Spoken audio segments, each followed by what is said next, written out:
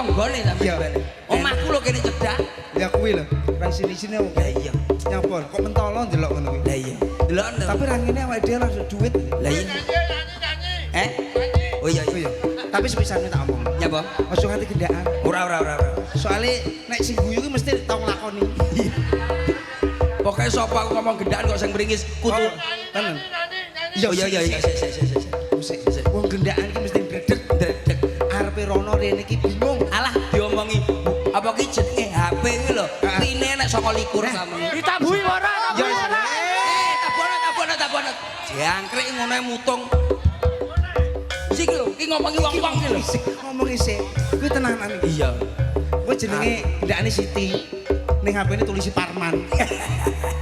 Mosok Parman muni udah makan Pak Belum. Iya, Pra. Ayo. Timbang dene suara arek. Ja